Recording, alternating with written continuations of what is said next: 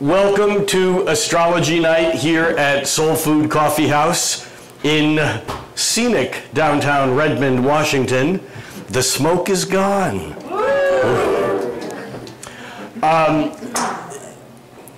It is August 29th, I think, and we are here to talk about the astrology of September.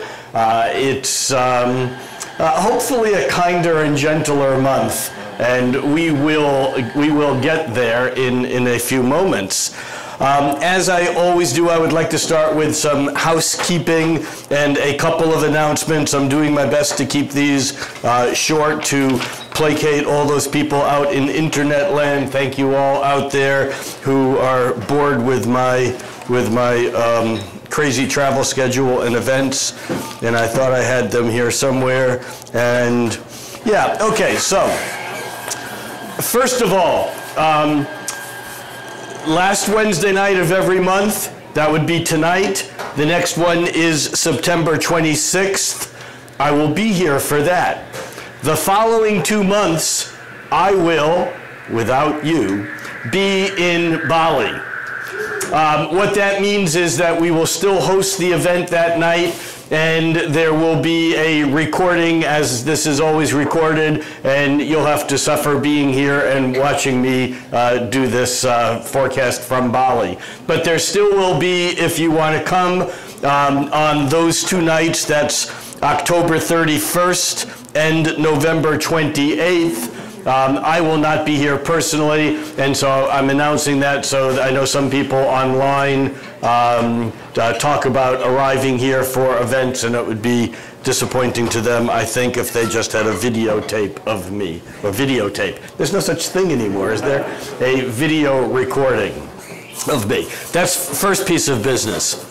Second piece of business is that I am doing an online presentation for ISAR, the International Society for Astrological Research, on Sunday morning. That's September 2nd. That's going to be a bit more of a technical talk, and it'll be on yods, golden yods, and septile yods. And for those of you who don't speak astrology, that may all sound like a lot of, like, who knows what any of that means. But that's the talk.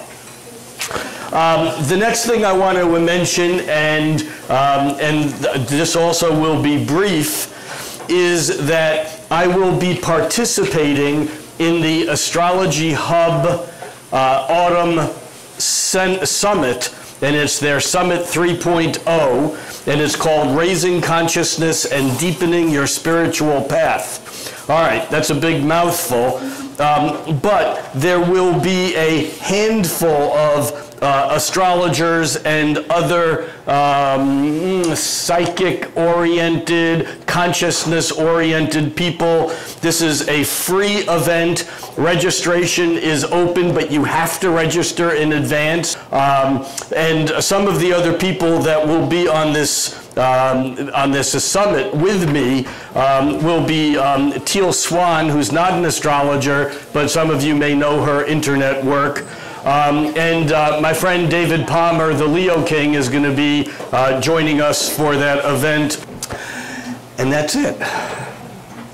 So just one other thought, and that is, although it's a little early, put in your mind Brighton Bush, the second week in January. Many of you know, some of you actually here have attended a variety of the Brighton Bush Hot Springs weekends and or longer workshops in the summer.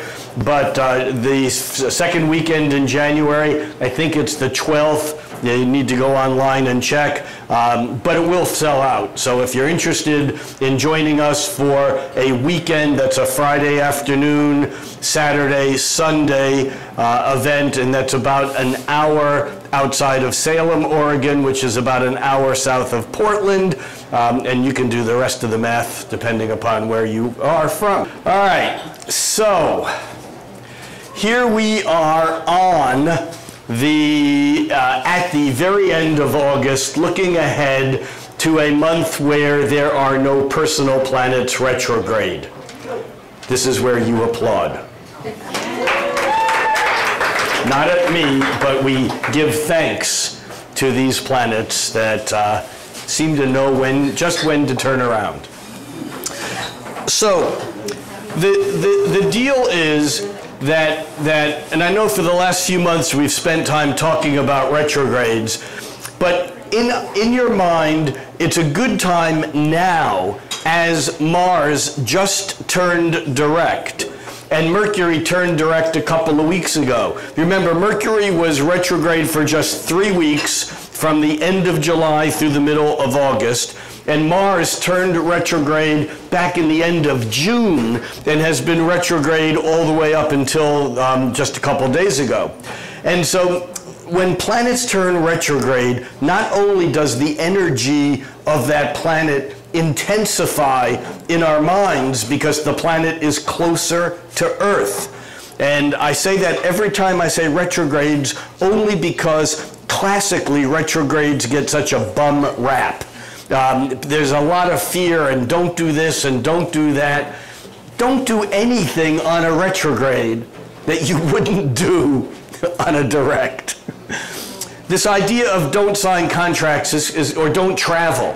I mean, you know, Mercury is retrograde a total of 3 weeks, 3 times a year. So that's like over 2 months a year. Total, 9 weeks a year, Mercury is retrograde. Don't travel. Well, I got news for those people who say don't travel with Mercury retrograde.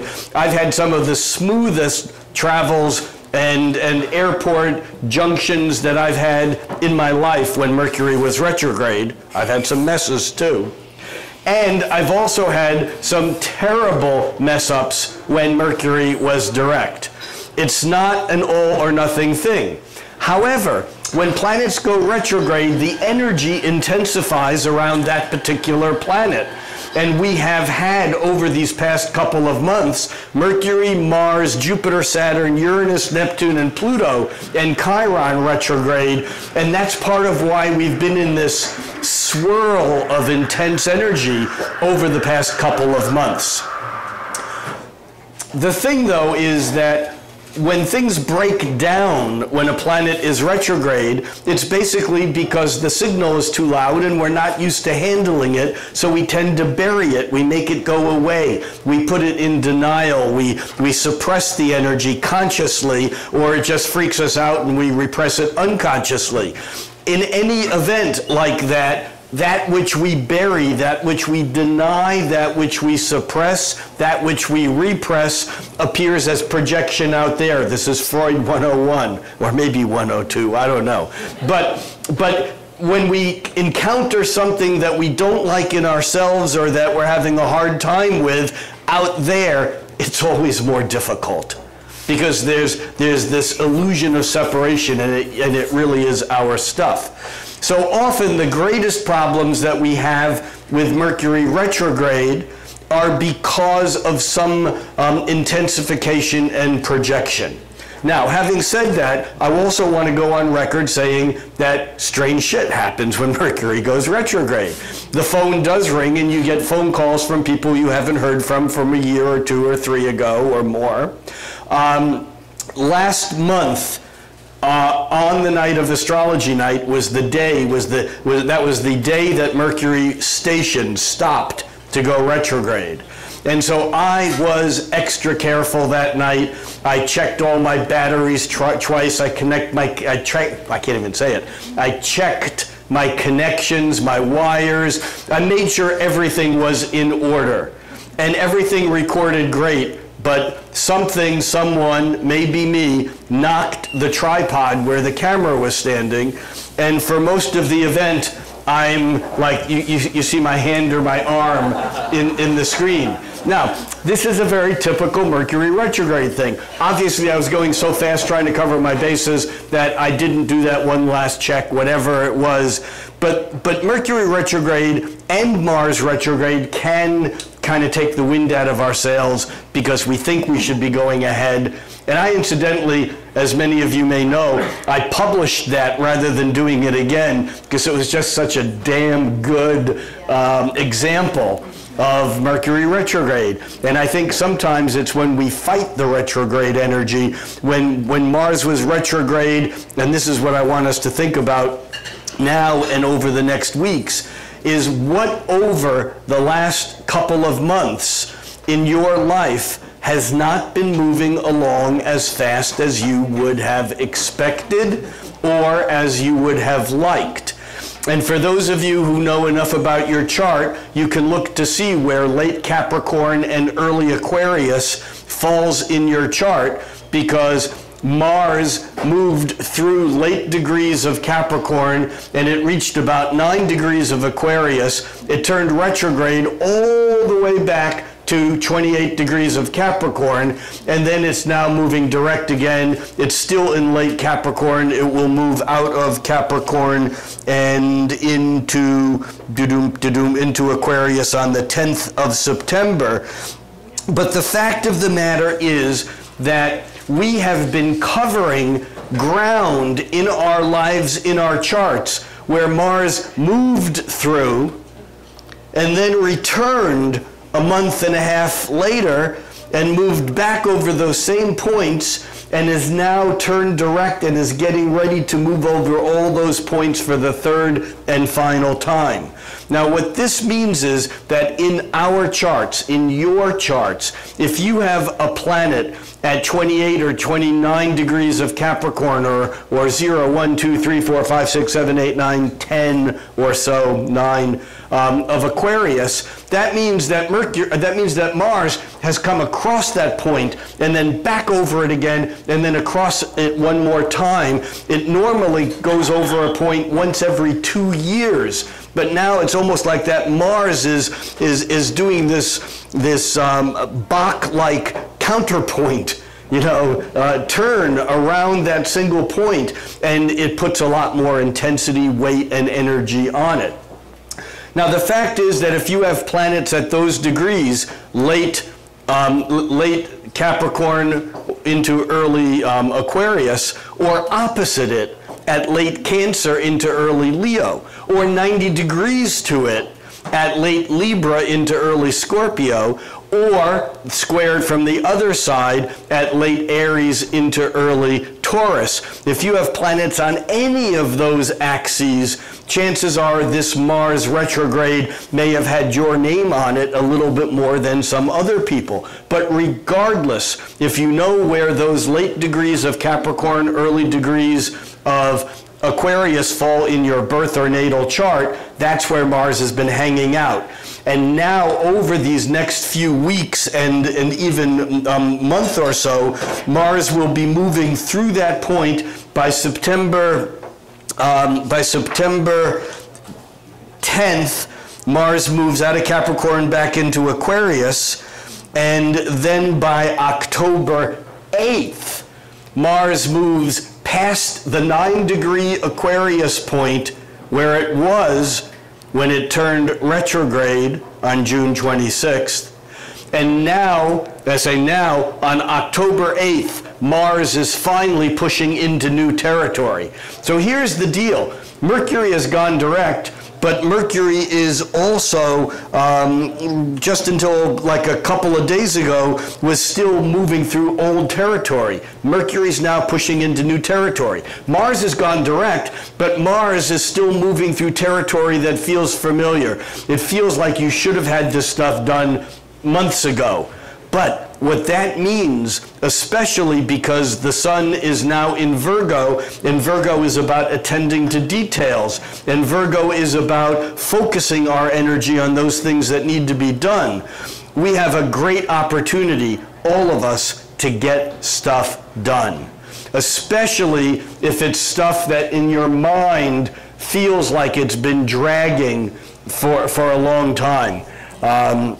I have a story in my life that conforms to this over the past few months that I'm not going to bore you with, but it wasn't until I actually sat and thought about the dates that I began to realize what it was that I now really need to put my attention to push forward on, because these were things that I was planning on doing back toward the middle end of June, but they just seemed to fall away. I got distracted with other events, and so I encourage each and every one of you, of us, to go through these motions. Remember, Astrology doesn't say something good or bad will happen. Astrology only says this is where the planets are going to be.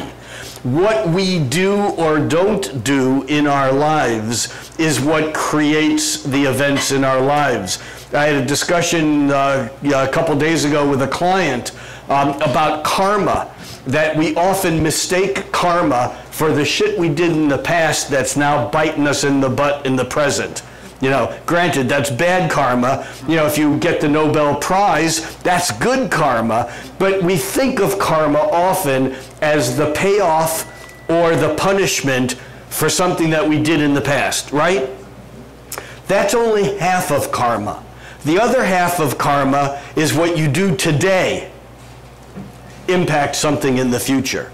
And we sometimes forget about that, because people go, oh no, I don't believe in free will, I think everything's karma. Well, that's right. And today is your opportunity to influence your karma. Dzogchen Buddhism basically says it doesn't matter how long you study, it doesn't matter how many practices you do, that enlightenment can only come right now. It's an Aries dream. And of course, it's interesting that many of the greatest Dzogchen teachers have been practicing their entire life or lifetimes. But the point is that karma is accumulated in every moment of our lives. And so when Mars now is turning direct, this is the time when we can impact our karma by putting into motion. Mars is the planet of energy. It's assertion, it's aggression. And even between now and September 10th, while Mars is still in Capricorn, Mars loves being in Capricorn. It's exaltation. Mars is at home in Aries. Every planet is at home in a sign, but every planet is most effective in a different sign. At home, you're not necessarily the most effective, you're just the most comfortable. In Capricorn, Mars gets shit done, because Capricorn is about calculating and creating a goal and making a plan, and when Mars is in Capricorn, we get to actually do something with that plan.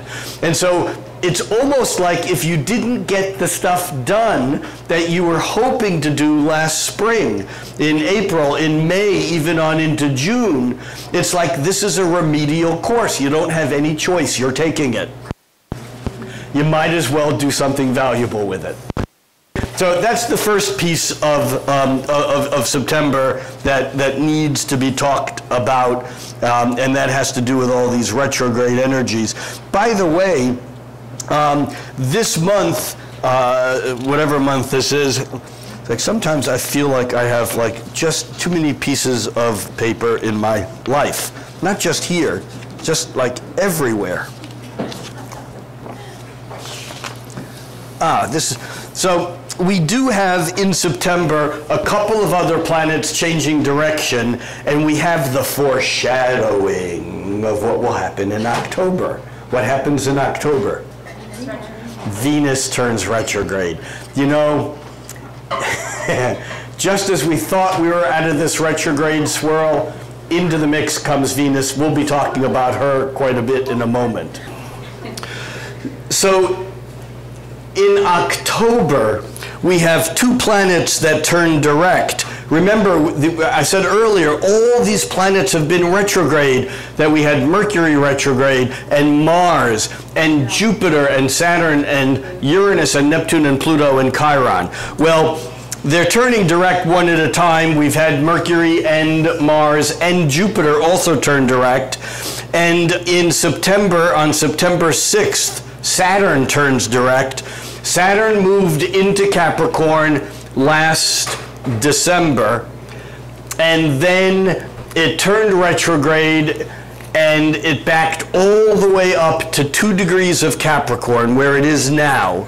It's barely moving in the next days and weeks, because when a planet turns retrograde, like a pendulum, it slows down until it stops. And then it starts very slowly, and then it speeds up and goes fastest in the middle of the cycle. And we notice that with these outer planets, because it feels like they're not moving for a few days. When Mars turned direct just 2 days ago, where it was 4 days ago and where it is now is almost within the same place, just a few minutes of arc difference. And so that planet holds its position. So Saturn has backed up to 2 degrees of Capricorn, and now Saturn, the first week of September, September 6th, it will turn direct. It will take a little bit of time for it to get going, but it will then move forward, and it moves all the way up to, I think, about 10 or 12 degrees by December. So it kind of really picks up speed. The other planet that turns direct is Pluto, also in Capricorn. So it's interesting because we had Mars, Saturn, and Pluto all in Capricorn, all retrograde, and by October they will all be moving forward, and in fact Mars will have already said, adios, Cappy, I'm out of here. So that's an important switch. Let's talk about Venus for a moment, though, because the Venus issue is important. Venus doesn't turn retrograde until until October 5th. However, on September 2nd, that would be in a couple of days, well, depending upon when you're listening to this online, but by September 2nd, Venus will have reached 25 degrees of Libra. Here's a chart for today up on the screen, and let's do it this way.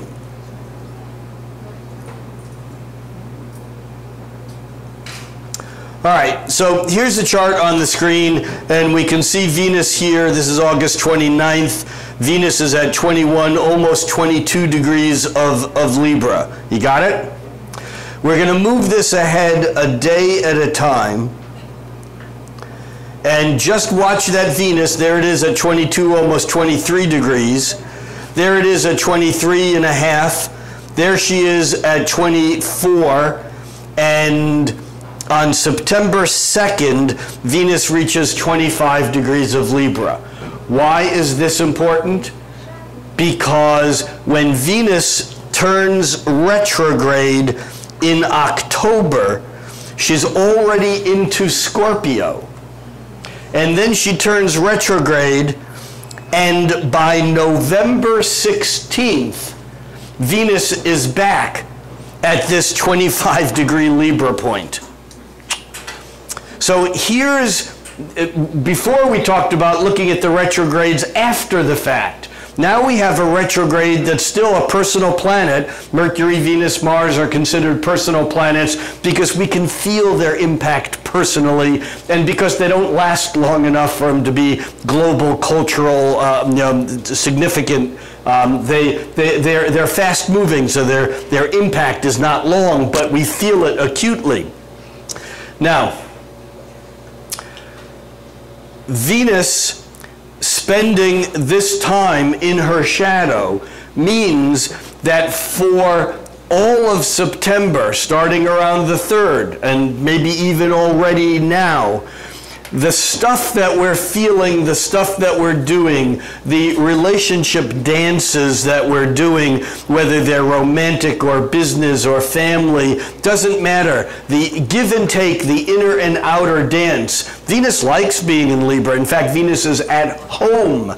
She's comfortable in Libra.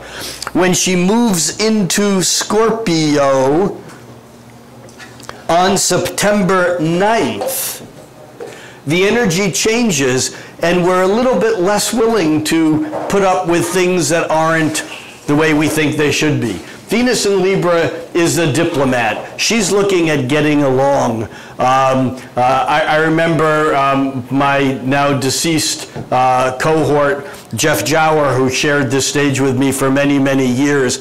I said, he'd have a client. I go, hey, how was your client today? She goes, oh, my client was a Libra. They're my favorite clients, because at the end when I say, how was the session, they always say, well, how was it for you?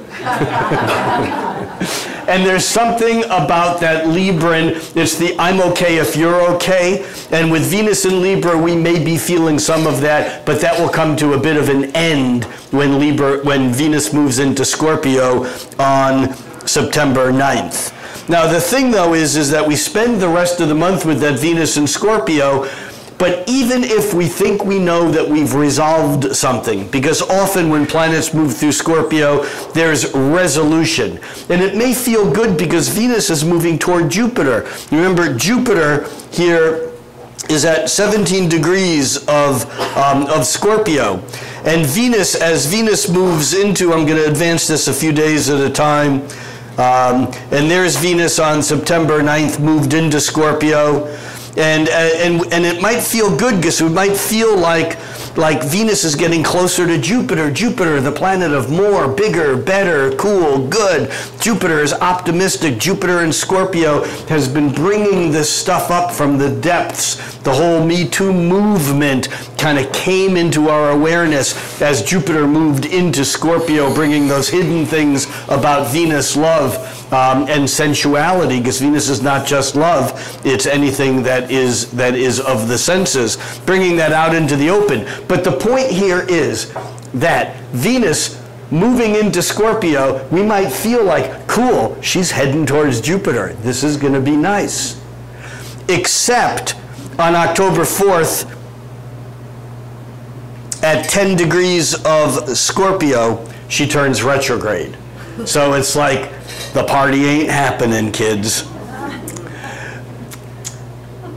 What this means is that a lot of the interactions, the feelings, the certainty we might have about emotions that develop between now and through the month of September might actually be revisited, will in some way be revisited once Venus turns retrograde in October. And really it won't be until Venus moves out of the shadow completely by I don't even have it here. It's on until next year because Venus moves back into Scorpio on December 2nd, and then probably sometime in December is when she actually moves out of the shadow. So when a planet is in the shadow, it's in the area where it moves through direct, comes back and covers a certain area again, and then moves forward and covers it a third and final time. I believe it's the idea of the concept of things happening in threes, that whole idea of it, when two things happen, you expect a third. Well, the truth of that is that often those things that are precipitated, those events, occur when a faster moving inner planet, or actually any planet for that matter, makes an aspect with a point in your chart, then retrogrades over it a second time, and it has to go over it a third and final time. So, those of you with planets in late Libra and early Scorpio might get the benefit of this, this Venus. But remember, when Venus is retrograde, she actually comes between the Earth and the Sun.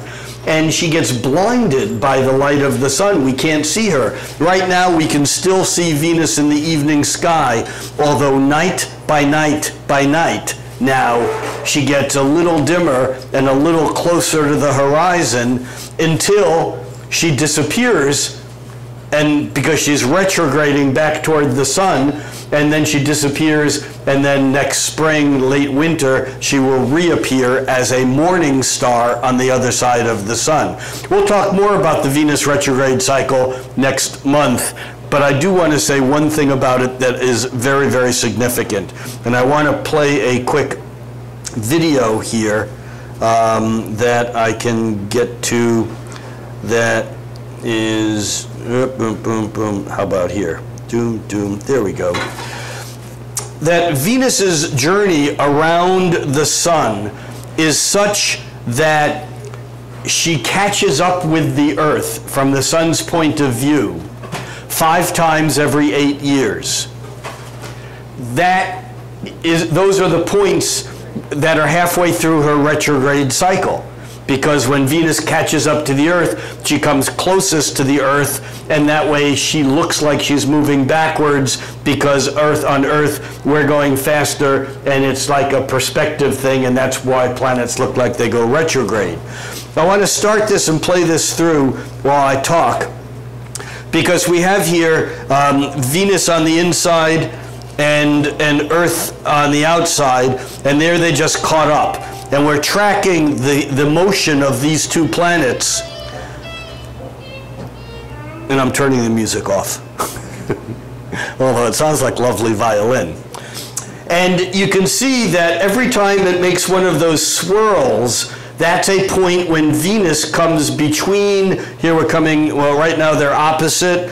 Now Venus is catching up to the Earth right there. And let's see, right there again. These little points those are the retrograde points, and they happen 5 times every 8 years for about 40 days. Venus is the least retrograde-y, can that be used that way, of any planet. And the points at which she turns retrograde each time are approximately 1/5 of the circle from where she did it the prior time, which means that the successive alignments of Venus and the Earth from the Sun's point of view actually make a 5-pointed star.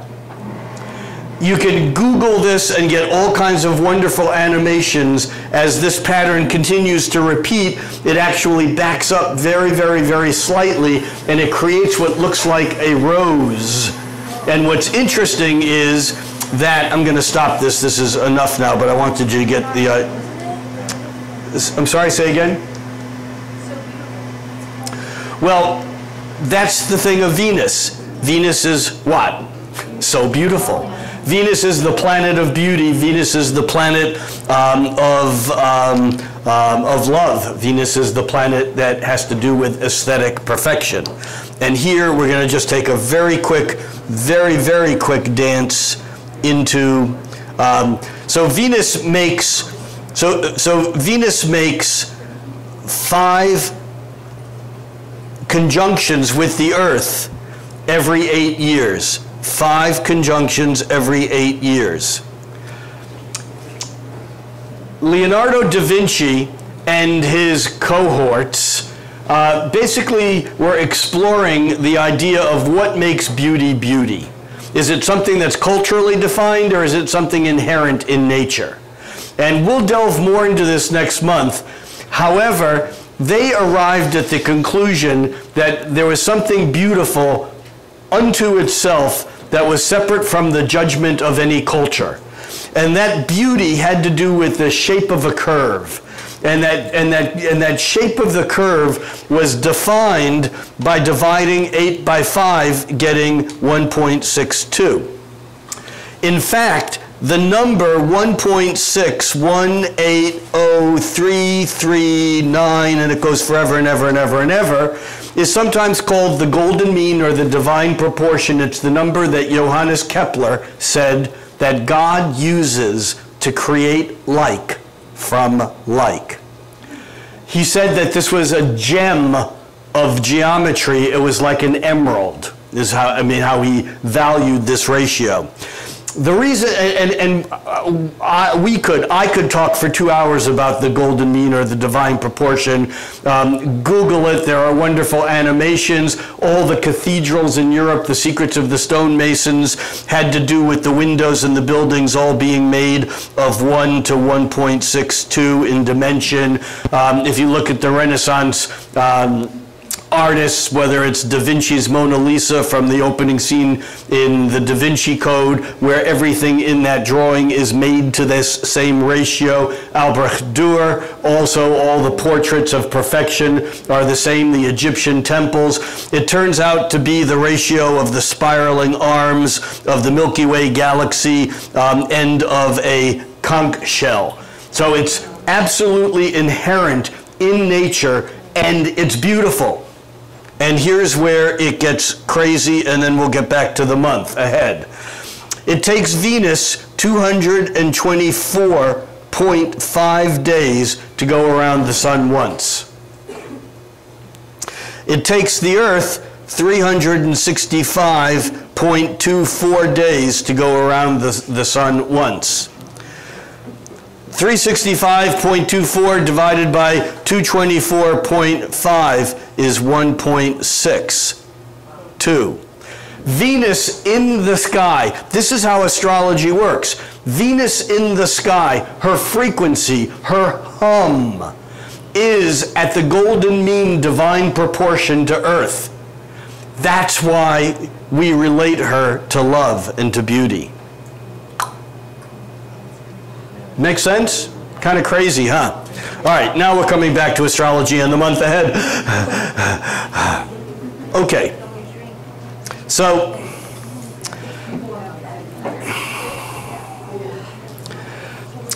there's a couple of other things that are important about the month ahead, and then we'll talk about the new moon and the full moon. One of the things that's important about the month ahead is that we don't have any eclipses. This is where you applaud again, which is a bit of a relief. There are, however, some stresses and some strains over the month, and here I am shuffling for the right piece of paper again and again and again. There we go. All right. So, we already talked about how on September 5th, let's do this. On September 5th, Mercury moves from Leo. Maybe we didn't mention this yet, but Mercury, which had been retrograde in Leo, on September 5th moves from Leo into Virgo. Now, the sun is in Virgo. Mercury is now moving very fast because it's in the same sign as the sun. It's going to, over the next couple of weeks, catch up to the sun and move past it. This is Mercury moving at its fastest, and it's in its home sign. So we have Venus right now in her home sign, and Mercury in its own sign. I used her on Venus and it on Mercury because Mercury is a bit of a pansexual hermaphroditic, whatever. But Mercury is at home in Virgo because Virgo is about information. This time of year when the sun is in Virgo, as it is now and until September, until the equinox that we will get to on September 21st. The sun in Virgo, this is about the time of year. Virgo is a mutable sign. Mutable signs are changing signs. So that in every season starts with a cardinal or initiating sign. Aries initiates spring, Cancer initiates summer, Libra initiates autumn in the northern hemisphere, of course, and Capricorn initiates winter. And then there's a fixed sign, cardinal, fixed, mutable. Fixed Taurus is the most summer gets. Fixed Leo is the most summer, let me do that again. Taurus is the most spring that spring gets. Leo is the most summer that summer gets. Aquarius is the most winter that winter gets. And I skipped right over Scorpio, which is the most autumn that autumn gets. But then as we get to the mutable or changeful signs, changing signs, Gemini, although it's still spring, has dances with summer. It's like it's moving towards summer. And Virgo, although it's still summer, it feels like there's a little fall in the air today. It's a little cooler at night. The leaves begin to get a little crispy this time of year. So Virgo is a changing sign, and it changing summer from summer to autumn. In the winter, Sagittarius is the mutable sign that changes winter into spring. I'm sorry, that changes autumn into winter. And then in the spring, it's Pisces, the last sign of the zodiac that's mutable, and it changes the fixed energy of Aquarius. It changes into the new spring Aries that starts the cycle again. So we have Mercury moving into its own sign in Virgo. Virgo is not autumn, but the energy of summer is going outward, outward, outward. Leo, things are in full bloom, and we get to Virgo, and things are not blooming as fast. In fact, the energy just becomes a little bit crispier around the edges. The leaves aren't dying, but they're not growing anymore. This is the harvest, because we harvest things when the energy that was packed in the seed grows to its fullest, and then as it begins repacking the seed, that's when we harvest the wheat. And Virgo is the energy of the harvest of the wheat. In fact, the sign of Virgo is represented by the maiden holding the wheat and separating the pulse, the grain, the pulse of wheat from the chaff which is thrown away. And herein lies the meaning of Virgo. It's the binary function of the universe. This is a keeper, this is not. This is good, this is bad. This is useful, this is not. This is true, this is fake. I won't use the word news after either of those. See how clever I am at restraining myself? All right, so Virgo is about that binary function. People think Virgo is prissy and often it's associated with a prudishness because Virgo is English. Virgin is English for Virgo, which is Latin for virgin. In order to understand Virgo, we have to take a step back and look at the ancient meaning of the word virgin. And in Roman society, women were property. Duh. It might be said at least partially true today to some extent. Although we may be breaking out of that, that certainly is a much larger issue than I'm going to address right now. However, by legal definition, a woman in Roman society was property of a man. And you know, even in this country in the 1950s, a woman couldn't travel by herself, couldn't have a credit card. When they first came out in the 50s, early 60s, you know, it was, we don't get how much things have changed. However, a virgin in Greek society was a legal class of woman, and it had nothing to do with whether or not she had ever had sex. A virgin was a woman who was not property of a man. Period. There were two main classes, there were three main classes well, in a true sense, there were two main classes of virgins.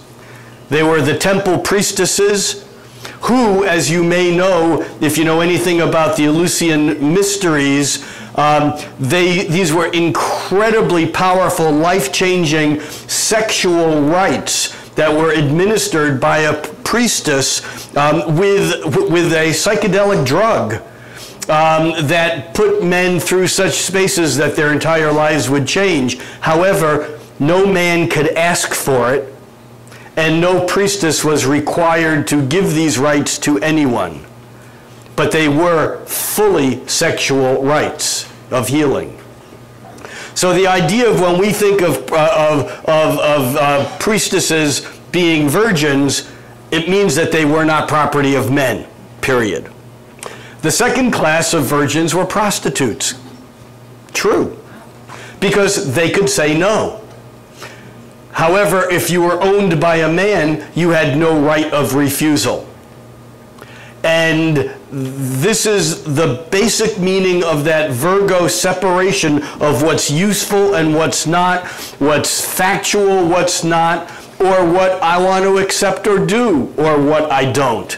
That the Virgo is basically so fine-tuned that it has the ability to say yes or no, not perform by command or requirement.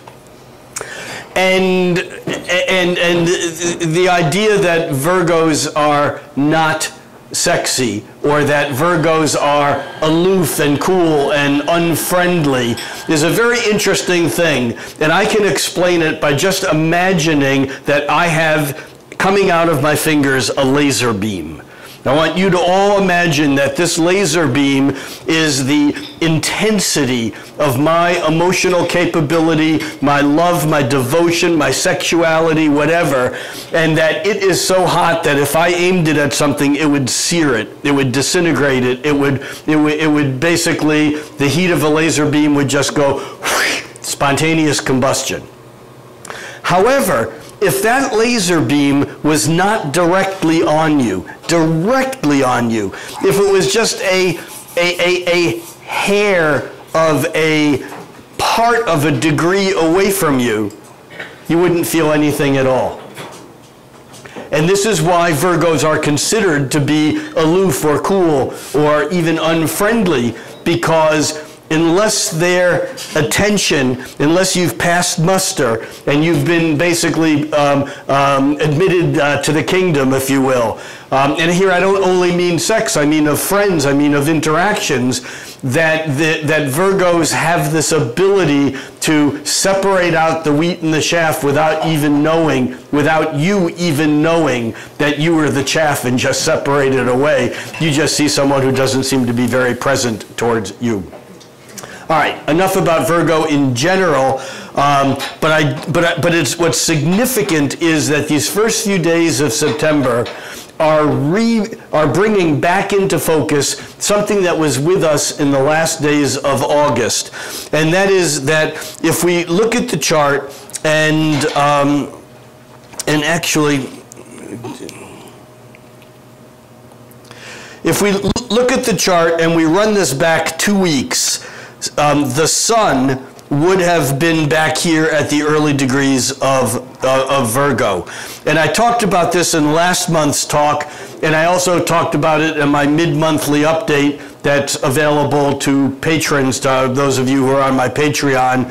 And I didn't say this up front, and I should mention it. It's Patreon, patreon.com/Rick Levine. I do a short mid-monthly update, and I'm doing some other things in video. I don't want to go into advertisement mode, but I talked quite a bit on the August mid-month update about this Grand Earth Trine that in August had the sun, as it moved into Virgo, 1 point on that Grand Trine, and the other 2 points are Saturn, nearly stationary, still retrograde, but almost ready to go direct. Actually, it goes direct on that day, I think, on the 6th. And Uranus at 2 degrees of Capricorn, Saturn, 2 degrees of Taurus, Uranus. And as Mercury moves into Virgo, it picks up on that Earth Grand Trine energy, but now it's intellectual, it's mental. It's processing in a very real, practical, grounded, useful manner that which gives us the ability to make choices about what's okay and what's not okay. What's useful, what's not useful. Because it's Mercury in its home sign, harmonized with stabilizing Saturn and revolutionary Uranus. This is the ability to make dramatic, innovative change without your feet ever leaving the ground, without trashing the structures that are behind us.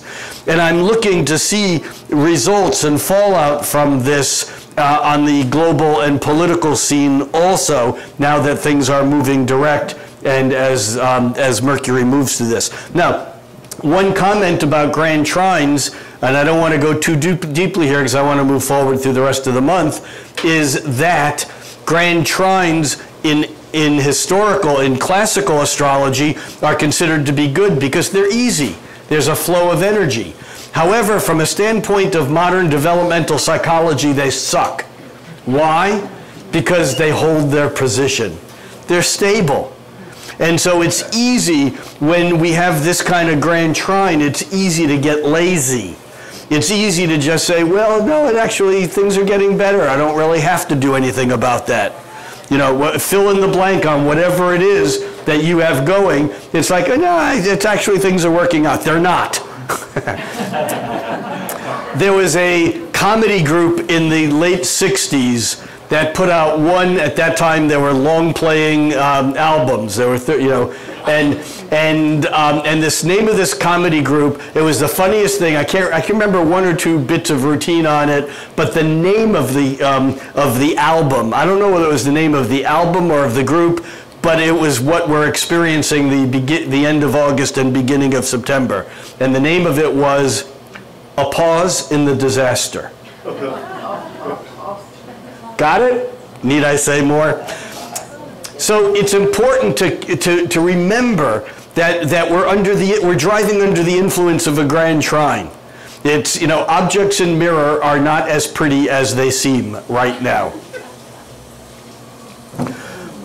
Okay, so that Mercury actually makes those trines with Saturn stabilizing and Uranus on the 7th is when it's exact. But through this whole first week, once Mercury moves into Virgo on the 5th, we'll be feeling that energy. We're already feeling it.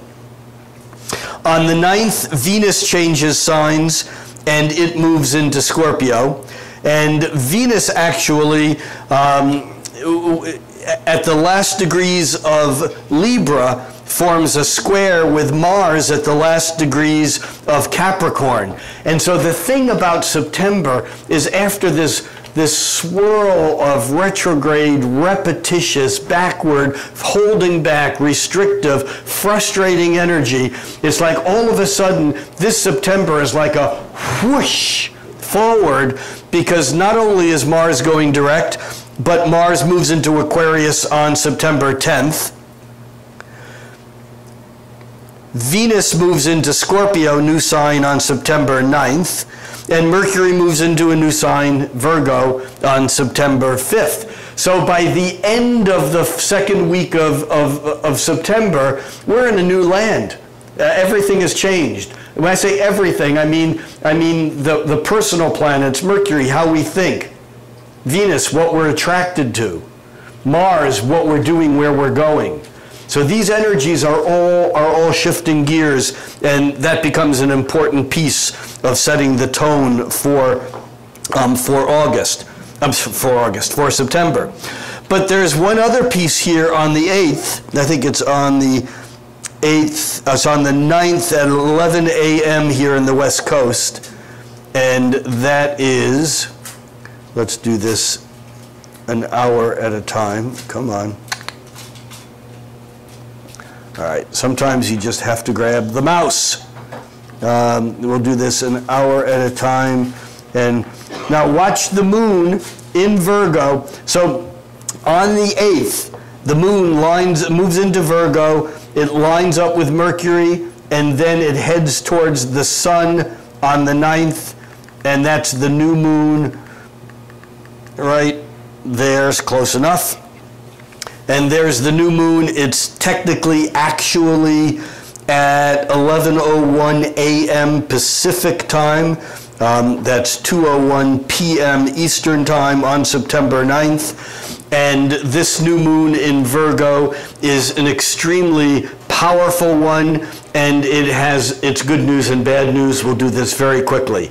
The good news is that, well, let's do the bad news first.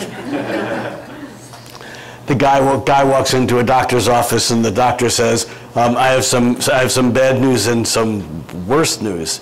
He goes, well, that's awful. What's the bad news? He goes, you only have 24 hours to live. He goes, what could be worse than that? He goes, I forgot to tell you yesterday. Okay, so I have some bad news and some good news. The bad news is that this new moon is very closely opposed Neptune. Now, this actually can be good. Neptune is a mixed blessing because Neptune is dreams and it's illusions and it's the magic of breaking free of reality. But it's also fantasy and it's also delusion and it's confusion. I've said a number of times from this stage that if I lose track of the boundaries between me and you, I get confused, which we think is not good. Confusion is not good. But confusion just means with fusion. It means when two things meld, they become confused. Ego don't like that shit. Ego don't like confusion because it needs separateness to maintain its survival. So when the sun and moon join up in exacting, precise, critical, this is okay, that's not okay, high definition TV Virgo, and it's opposing Neptune, who's basically turning up the static and blurring the lines and dimming the lights and turning up the music and maybe slipping some sort of soothing something, muscle relaxant. That's what it is. It's slipping a muscle relaxant into reality, and all of a sudden that sharpness and that focus that you have is not as sharp and as focused as it was. Now, the good news is that this is great for meditation and for writing songs and for painting and for dreaming, but it's not so good for driving your car or writing a technical manual. That's the bad news, although it's not all bad, because if we use it correctly, we are able to work the difference between the fantasy and the reality. And that's the trick. No, not the trick, it's the practice, is to pay attention so that one can discern the difference between the magic and the creativity of fantasy and dreams and illusion, and yet also know what's real. And we do get a little help. And we get a little bit of help from Jupiter, because this new moon is forming a sextile, that's that blue line, to Jupiter, while Jupiter is still forming a waning or fading trine to Neptune. And so we get to use that Jupiter to expand our vision, to open our mind. This is an unusual Virgo new moon, because although we have the practicality of all these planets in Earth, Mercury, Sun, Moon, Saturn, Pluto, Mars, and Uranus. That's 7 planets in Earth. Earth is practical, it's sensible, it's down to earth. And yet Jupiter is saying, yeah, but we can emotionally expand beyond that. And Neptune saying, want another hit? So that's the new moon, and there's the other piece is that while we have all the smooth energy going on, Venus, which has just moved into Scorpio, is still forming a square with Mars. That exact square was the day before, and it's coming into an opposition with Uranus. And so there's a bit of electricity. Uranus is This is a really magical time because Uranus in Taurus, which is breaking up things that can't be broken up. Taurus is the most dense, it's real, and Uranus is basically saying, I don't care how real you are, Hawaii or whatever, it's like when it's my turn to break things up, I'm going to just do whatever needs to be done. But remember that Uranus is harmonized with Saturn, which is stabilizing the energy a little bit. And with Venus, so Uranus becomes a real key point in here, and especially because as Venus moves into Scorpio, it opposes Uranus, and then over the days ahead, as Mars moves slowly into Aquarius by September 18th, that Mars will be at 2 degrees of Aquarius, and it will be exactly square Uranus, and this will be a bit of a break point. Look for mid-September for the things that right now seem to be smoothly unfolding. By the middle of September, when Venus opposes Uranus,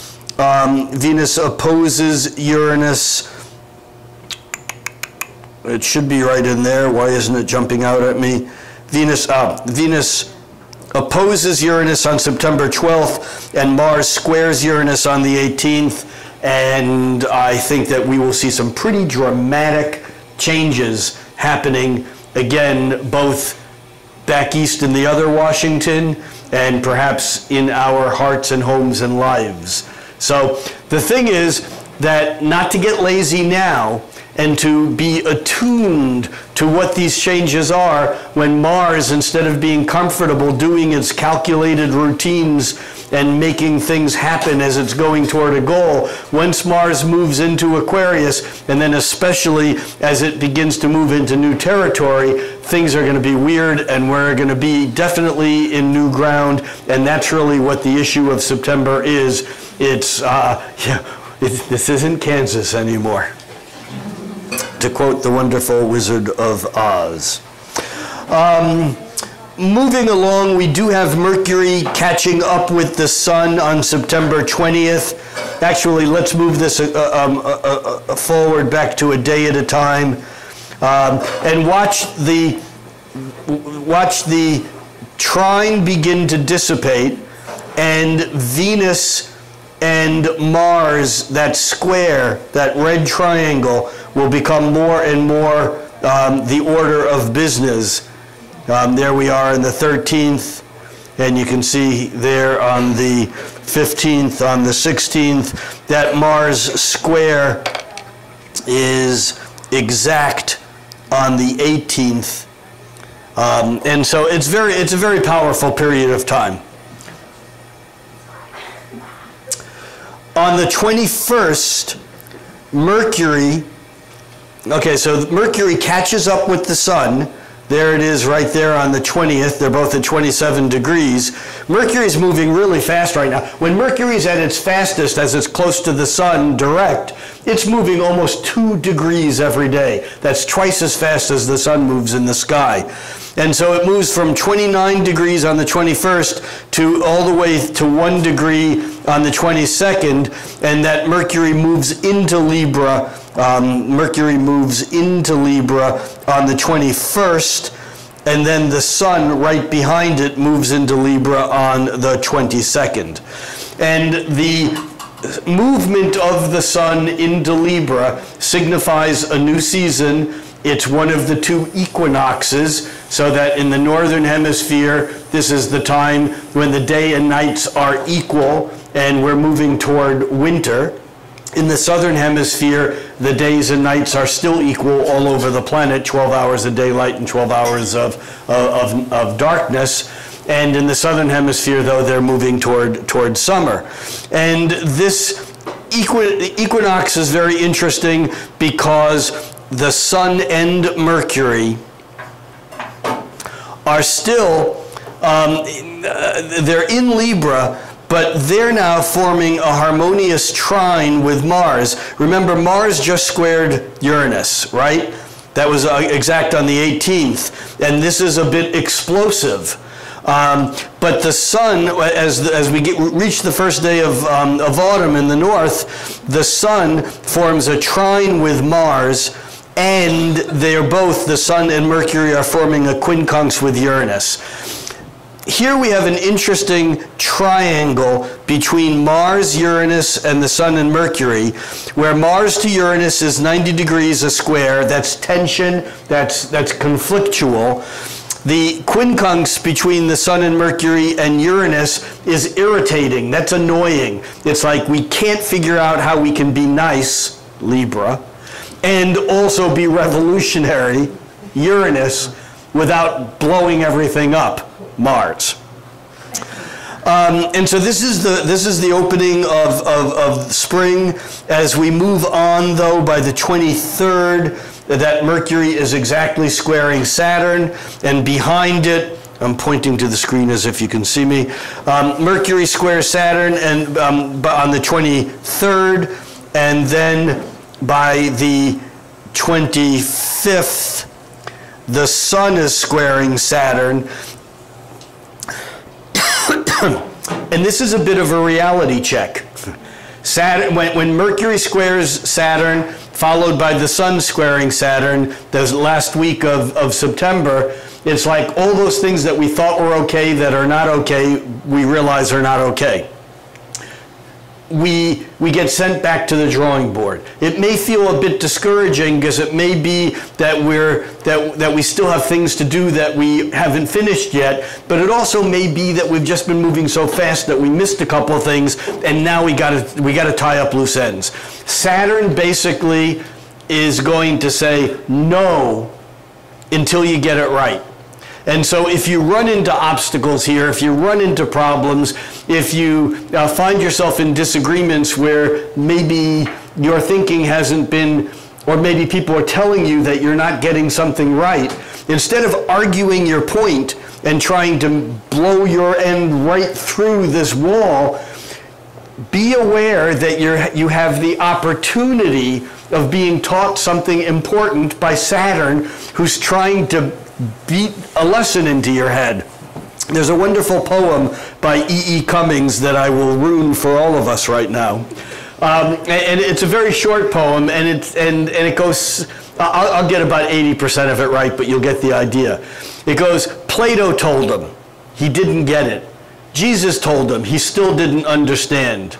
Lao Tzu told him, Confucius told him, you told him, I told him, even General Yes Ma'am Sherman told him. It took a piece of steel falling off the 3rd Avenue L on the side of his head for him to get it. 3rd Avenue L was the old elevated subway in New York. So basically, this is Saturn basically hitting us over the head. I don't know if you ever heard this expression, hitting us over the head with a clue by 4.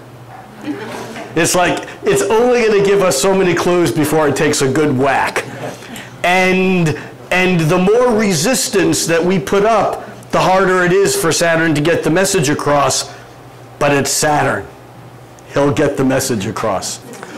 Okay, so we're here toward the end of September, and we've breezed right by the full moon, which is, the moon moves into Aries on Monday the 24th in the evening, and it becomes full on the evening of the 24th. It's actually at 7:52 p.m. and that's Pacific time. And here we have a very different scenario than the new moon. Here we have, let me do a freeze on this so I can draw on this. Okay, so here we have the moon having just moved into Aries, and we have Chiron in Aries. I don't talk a lot about Chiron here, not because it's unimportant, but because there's so many important things that I don't talk about here, and I strive to keep it simple, both with the number of aspects that I use and with the planets that I use. But when Chiron becomes important, it's important. And Chiron is important at this full moon because the moon is lined up with Chiron. Now, Chiron was discovered in 1977, and Chiron is a bit of a maverick. At first it was thought to be a planet, and then it was thought to be an asteroid, and then it was decided it's a comet, and then it was, no, it's actually an entirely new class of objects that go around the sun. They're called centaurs, and there are now a pile of them, and I know astrologers who, when they do a chart, use 5 or 10 centaurs as just as important as planets. But Chiron is half horse, half human, as centaurs are. And the story of Chiron is that Chiron was a healer, and the gods took mercy on Chiron when he contracted a critical illness. And in some stories, this critical illness is actually a wound to the thigh, which is an image of a sexual wound, if you will. But the problem is that the wound is incurable. It's critical. It's going to kill him. But they can't get the arrow to go through, and they can't take it out. And the gods have mercy on Chiron because he's a healer, and they grant him immortality. So Chiron kind of crosses over from the incarnate place to the immortal place. And the only problem is that they don't cure his incurable illness. So Chiron kind of represents, and it represents many more things than this, but Chiron kind of represents that part of each and every one of us that is human, that all the therapy, meditation, yoga, sex, drugs, and rock and roll in the world ain't gonna cure. It's ours. We all got it somewhere, somehow. And as we grow older, we just learn that there's some part of us that's us. It's us. It's who we are. There's a wonderful book by the Jungian psychologist Robert Johnson, who wrote these little monographs, he, she, they, the wonderful writer and Jungian psychotherapist. And he wrote a book that was about two medieval tales.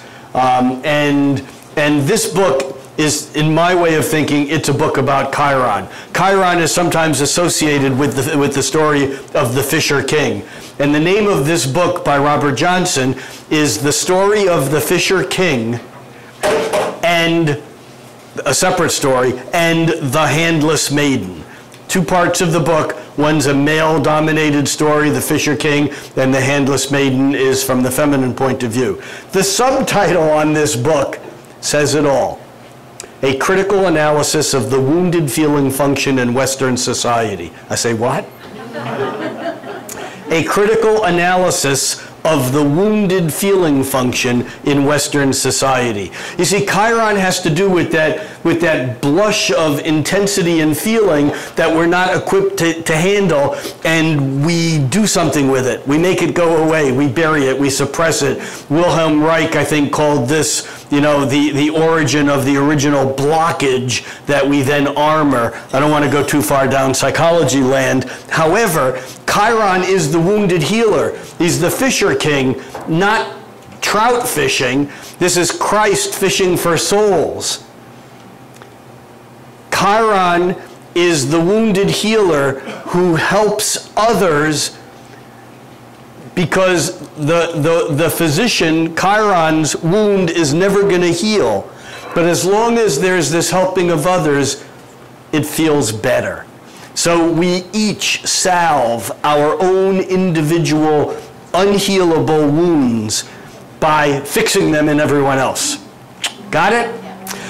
This moon is conjuncting Chiron, which has just recently moved into Aries, just this year. Chiron's about a 50-year cycle. And the Sun and Mercury, obviously the Sun is opposite the Moon at a full moon, but Mercury is in the mix also, and so is Saturn at the top of the chart. We have, again, this 90-degree, 180-degree opposition between the Sun and Mercury to the Moon and Chiron, and they're 90 degrees, each of them, to Saturn.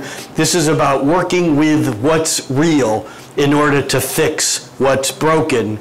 Even though it can't be fixed, it's about the journey, not the destination. It's a powerful full moon, and it's not nearly as easy as the new moon that we talked about earlier, but we do have a bit of a saving grace here, and that is that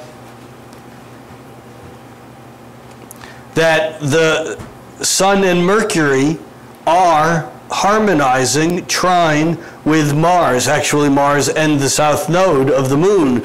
And so there is something here about doing something a new way. Mars in Aquarius, do it differently, and yet have it build on that which we know from the past. That would be the south node.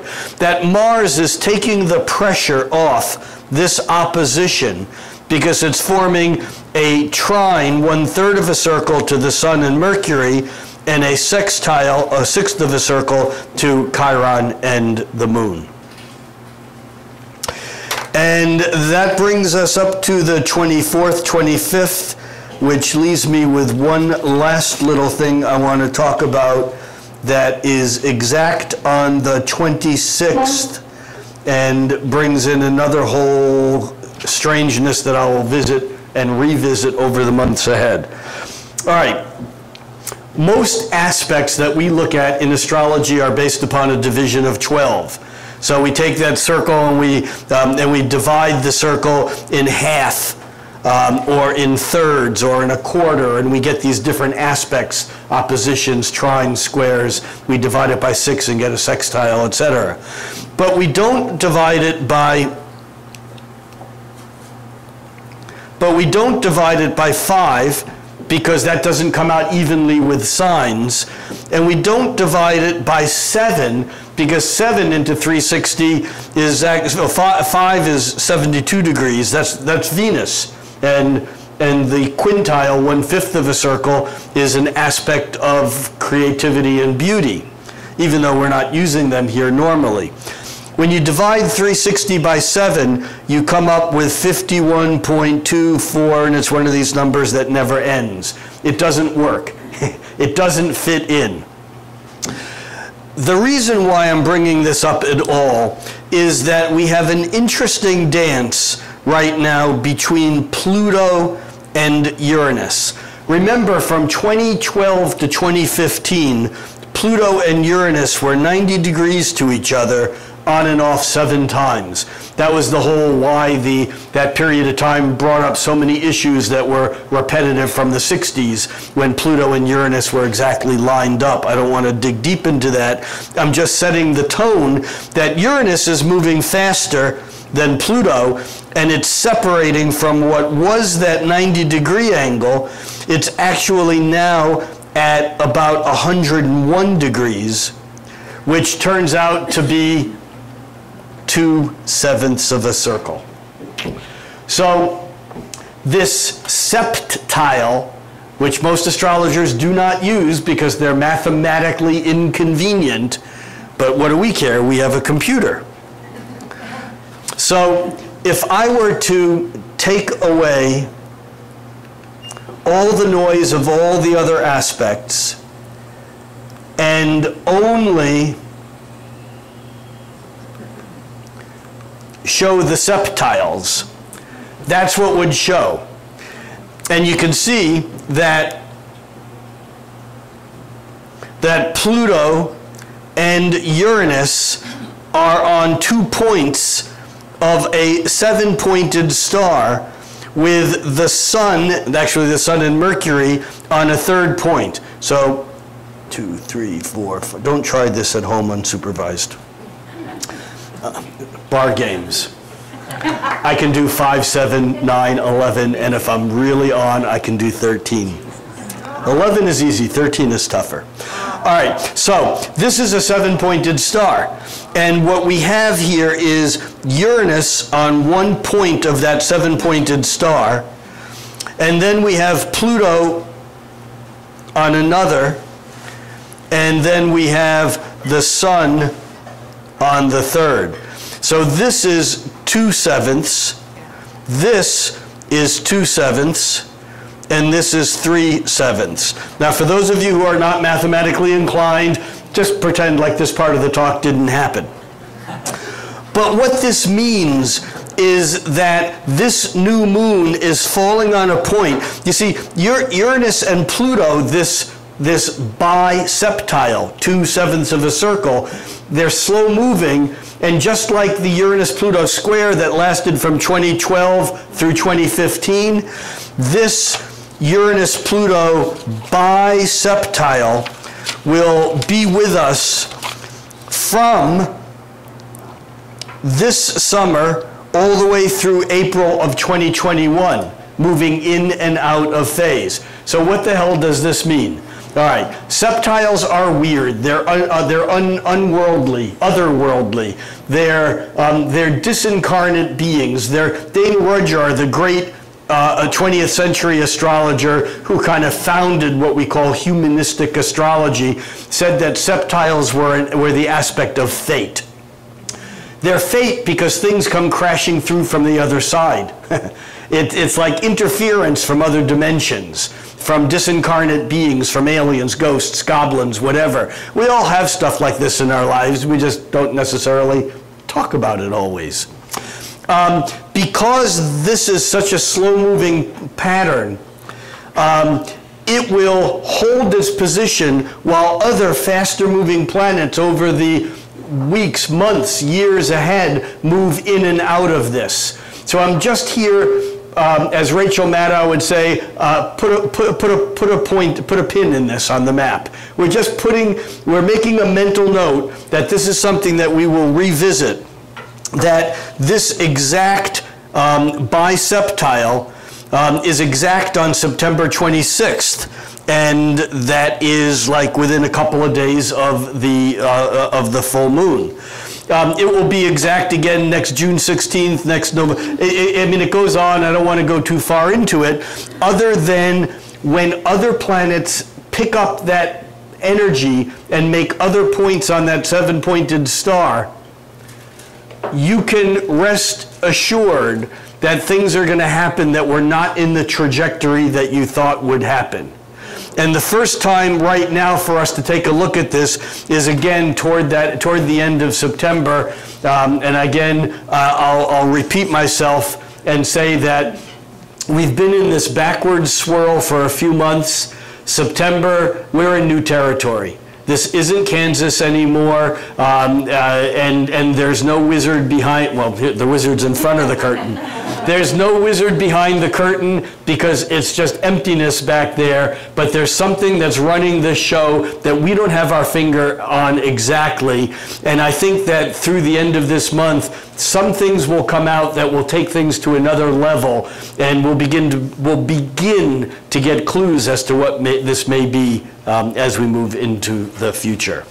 So, I know that was a lot. Thank you all for your attention, your indulgence. You're such a lovely audience. I'd love to take you home.